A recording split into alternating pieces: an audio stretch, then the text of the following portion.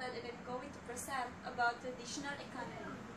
Traditional economy is an economic system in which traditions, customs, beliefs help shape the goods and the services the economy produces as well as the rules and manners of their distribution. Well, basically, it is used during ancient time. I guess some of us are familiar about economics since we have taken up some economic subjects during high school. So let's start the discussion. Traditional economy. Definition, characteristics, pros, and cons. Traditional economy definition. A traditional economy is a system that relies on customs, history, and time-honored beliefs. Tradition guides economic decisions such as production and distribution. Traditional economies depend on agriculture, fishing, hunting, gathering, or some combination of above.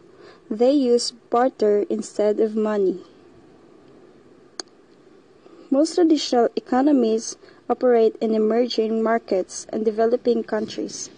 They are often in Africa, Asia, Latin America, and the Middle East. Economists and anthropologists believe all other economies got their starts as traditional economies. Thus, they expect remaining traditional economies to evolve into their market, command, or mixed economies over time. 3 characteristics of traditional economy. The first, traditional economy. Traditional economies centered around a family or tribe. They use traditions gained from the eldest experiences to guide day-to-day life and economic decisions. Also, most traditional economies produce only what they need. There is rarely surplus or leftovers. That makes it unnecessary to trade or create money. Second, traditional economy. When traditional economies do trade, they rely on barter. It can only occur between groups that don't compete. For example, a tribe that relies on hunting exchanges food with a group that relies on fishing because they just trade meat for fish. There is no need for currency. Third, traditional economy. Traditional economies start to evolve once they start farming and settle down. They are more likely to have a surplus, such as bumper crop that they use for trade.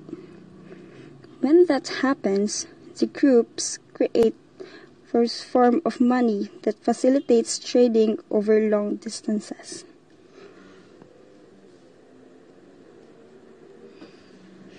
Advantages. There is a little friction between members.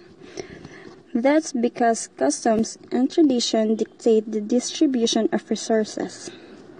Everyone knows their contribution towards production, whether it's as a farmer, hunter, or weaver.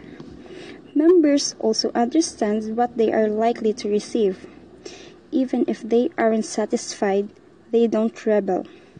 They understand that it's what's kept the society together and functioning for generations.